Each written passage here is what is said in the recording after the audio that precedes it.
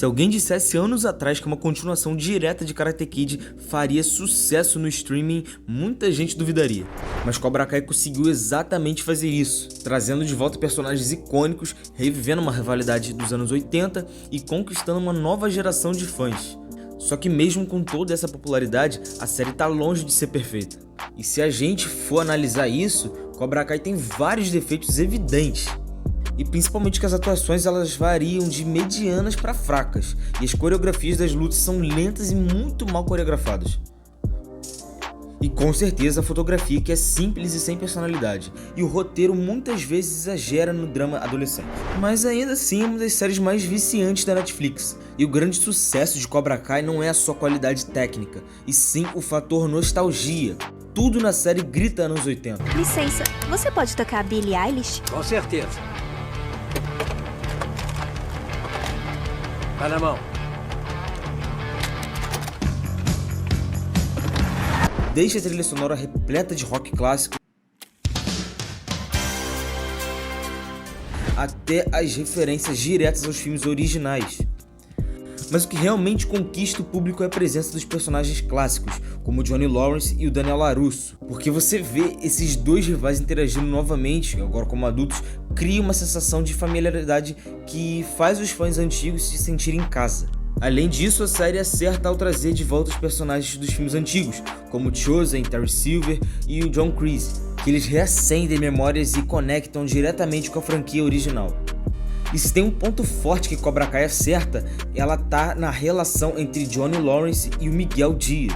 Diferente da dinâmica entre o Miyagi e o Daniel nos filmes antigos, essa relação não é só de mestre e aluno, mas também de uma figura paterna que o Johnny nunca conseguiu ser para o seu próprio filho.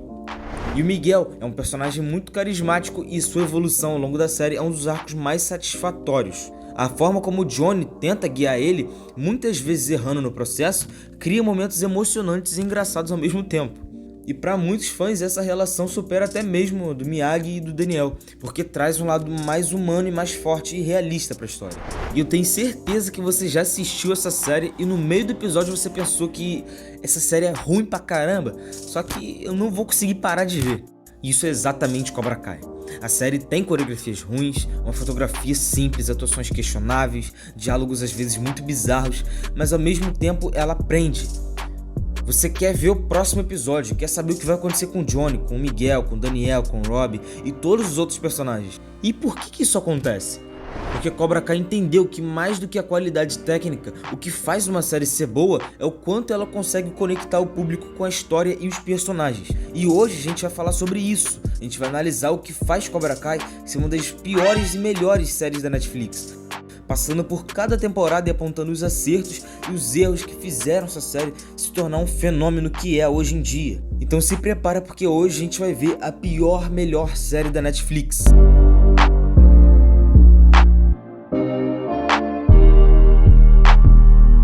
E a série começa mostrando Johnny Lawrence no fundo do poço. O cara que era o valentão popular dos anos 80 agora é um fracassado, vive de bicos, bebe o dia inteiro e mora em apartamento caindo aos pedaços.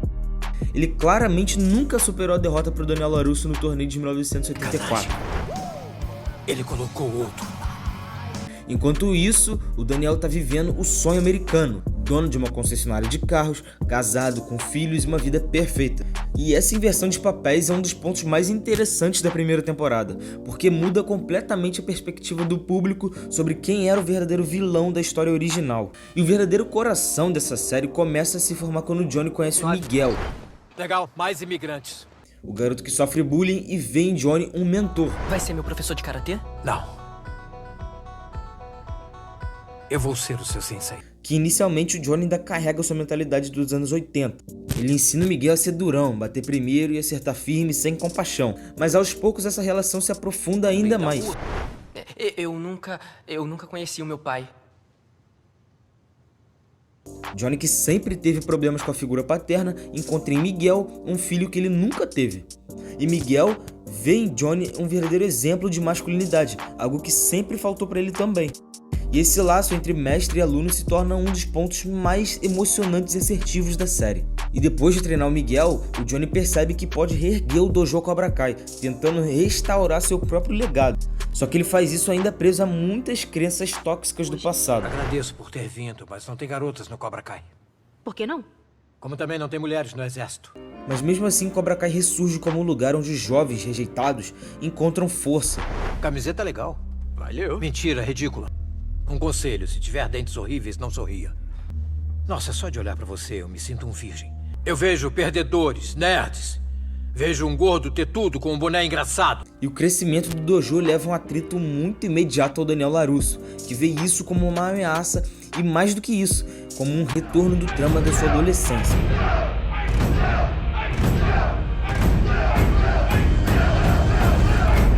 Enquanto o Johnny revive Cobra Kai, o Daniel percebe a influência que o Johnny começa a ter sobre os jovens, ele decide criar seu próprio dojo inspirado no Miyagi-Do. A rivalidade com o Johnny começa a crescer novamente e Daniel, que deveria ser o herói, entre aspas, começa a se tornar um cara muito chato. E o grande clímax da temporada acontece no torneio All Valley, onde o Miguel, que começou como um garoto bom, ele já está moldado completamente pela mentalidade sem compaixão do Cobra Kai. Ele luta de forma agressiva, machuca adversários sem remorso e no final vence o torneio de maneira nada honrada. Escuta, eu sei que a gente quer ganhar. Não vamos jogar sujo. Sujo?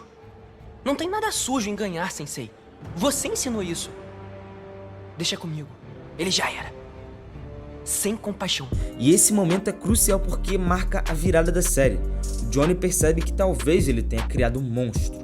Ele queria restaurar sua honra, mas ao transformar o Miguel em um campeão, ele também viu seu aluno seguir o mesmo caminho sombrio que ele trilhou no passado. E a primeira temporada fecha com esse sentimento agridoce. O Johnny percebe que ele conseguiu trazer o Cobra Kai de volta, mas que a filosofia que ele ensinou pode estar errada. Já o Daniel sente que precisa ainda mais lutar contra essa ameaça, o que prepara o terreno para o que vem a seguir. A verdadeira história só tá começando. E a segunda temporada ela já começa com um grande impacto, o retorno de Johnny Kreese, o mestre original do Cobra Kai. Acerta a perna. Você tem alguma objeção? Não, Sensei. Sem compaixão. Ele surge como um ex-soldado falido que aparentemente ele quer reatar os laços com o Johnny, que no começo o Johnny reluta, mas acaba aceitando o Kreese de volta. Aos poucos fica evidente que o Kreese ainda mantém a sua filosofia brutal e manipuladora. E ele começa, entre aspas, envenenar os alunos do Cobra Kai, transformando o dojo em algo ainda mais agressivo. O que foi aquilo? Não te ensinei a lutar assim. Foi o que o Sensei Kreese ensinou. Que isso não é um torneio, é a vida real. É assim que quer viver a sua vida? Enquanto isso, o Cobra Kai atrai cada vez mais jovens, incluindo novos personagens como a Tori, uma garota que rapidamente se torna rival da Samantha LaRusso, a filha do Daniel LaRusso. Enquanto isso, Miyagi-Do também cresce, mas tem dificuldade para competir com a mentalidade mais agressiva do Cobra Kai, porque a rivalidade entre os alunos das duas academias começa a se intensificar cada vez mais. E a temporada chega no ápice quando uma das cenas mais insanas da série acontece, a grande briga da escola. Os alunos do Cobra Kai e do Miyagi-Do entram em um verdadeiro campo de guerra, com lutas acontecendo por todos os lados. E o Miguel, ele tenta seguir um caminho mais honrado que o Johnny ensinou para ele.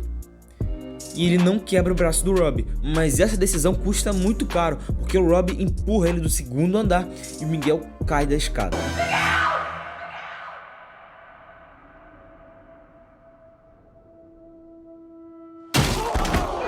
E o impacto dessa luta é gigantesco, porque o Miguel ele fica hospitalizado e fica entre a vida e a morte. O Johnny perdeu seu dojo, seu filho tá foragido, o Miguel, a pessoa que ele mais se importava até o momento, tá lutando para sobreviver, e esse final sombrio deixa um gancho gigantesco para a próxima temporada, que promete ser uma das melhores temporadas da série, mas que falha miseravelmente para mim. E a temporada já começa com o Miguel em coma. O Johnny, tomado pela culpa, faz de tudo para ajudar ele a se recuperar. O relacionamento entre os dois se fortalece ainda mais, e a amizade deles se torna um dos pontos mais emocionantes e engraçados da série e da temporada. E com o Johnny afastado, o Kreese assume o controle total do Cobra Kai, transformando o dojo em uma verdadeira máquina de guerra.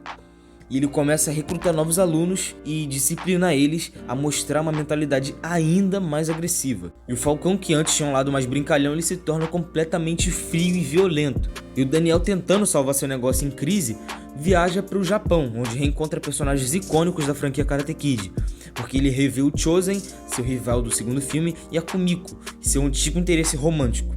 E o Chozen, ele ensina novas técnicas ao Daniel, mostrando que o Miyagi-Do tem muito mais a oferecer do que ele realmente imaginava. E essa viagem é um grande aceno nostálgico para os fãs da franquia, um dos momentos mais marcantes da temporada, mas para mim é uma das piores partes da temporada, se não é pior. E o Rob, depois de machucar o Miguel, ele vai parar no reformatório. E lá ele enfrenta diversas dificuldades e começa a endurecer, sentindo abandonado por todos. O Johnny tenta se reaproximar, mas ele falha, escolhendo o Miguel ao invés do Rob. E no final o Rob ele acaba sendo recrutado pelo Chris e ele se junta ao Cobra Kai, iniciando um ciclo de ódio contra o seu pai. E o grande clímax da temporada acontece quando os alunos do Cobra Kai invadem a casa do Daniel para atacar Samantha e os outros alunos do Miyagi-Do. E o caos se instala e a Samantha e a Tori protagonizam um combate intenso. Enquanto isso, o Johnny e o Daniel percebem que o verdadeiro inimigo é o Chris e decidem se unir para acabar com o Cobra Kai. E a temporada termina com os dois abrindo um novo dojo juntos, unindo suas filosofias para enfrentar o Chris e o seu exército, entre aspas. E com a união dos dojos, o Johnny e o Daniel precisam trabalhar juntos, mas as suas diferenças são gritantes. Enquanto o Daniel insiste em métodos mais tradicionais e defensivos do Miyagi-Do, o Johnny obviamente mantém o seu estilo agressivo e nada convencional do Presa de Águia. E isso gera diversos momentos cômicos e também conflitos sérios entre os dois. O Chris percebe que precisa de reforços e traz de volta Terry Silver. Inicialmente o Silver recusa voltar para o Cobra Kai, mas depois ele acaba cedendo a volta e ele investe no Cobra Kai. Ele começa a ter alguns problemas com o Chris, porque ele tem sua própria visão de como o Cobra Kai ele deve ser liderado. E o Rob, agora completamente do lado do Cobra Kai, começa a treinar Kenny, um garoto novo que sofre bullying e acaba se tornando um lutador perigoso sob sua influência. E o torneio All Valley é o ápice da temporada. A competição se torna ainda mais intensa. A Samantha enfrenta a Tori e o Miguel luta contra o Falcão. No fim, a Tori vence a Samantha, mas descobre que a luta foi completamente manipulada pelo Silver, o que planta sementes para sua eventual mudança de lado, talvez. E depois da vitória do Cobra Kai, o Terry Silver decide que não precisa mais do Chris. Ele arma uma traição e faz com que o Chris seja preso, assumindo o controle total do dojo. E com o Chris fora de cena, o Terry Silver ele transforma o Cobra Kai em uma franquia gigante. E depois de falhar em impedir o Silver, o Daniel decide se afastar e fechar o Miyagi-Do para sempre. Só que essa parte da temporada é muito chata e muito ruim. E essa sendo a pior temporada de todas. E na sexta temporada a gente tem todo aquele trama da Tori e a Samantha virarem amigas. Aí tem todo aquele trama dos alunos irem pro Sekai Taikai, quem vai se classificar pro Sekai Taikai. A Devon, ela coloca laxante na água do Kenny, o Kenny não vai pro Sekai Taikai. E aí ele seleciona os capitães, quem ganha as lutas do masculino é o Rob em cima do Miguel. Quando a Tori vai vencer a Samantha por fim, para virar a capitã do Miyagi-Do, o Daniel para a luta porque a mãe da Tori morreu, trazendo um ar mais pesado para a série. E ela acaba saindo do Miyagi-Do e quem vira a capitã é a Samantha. E é claro que eles já dão um salto temporal depois de uns meses e vão pro Sekai Taikai e descobrem que o Chris ele voltou com o Cobra Kai e com novos alunos, com o Kwon, com o Yun e com a Tori Nichols, voltando pro Cobra Kai, fechando a primeira parte da sexta temporada muito bem. E depois eles têm que enfrentar o Cobra Kai. E depois tem toda uma briga generalizada, e nessa briga generalizada, o lutador do Cobra Kai, Kwon, morre.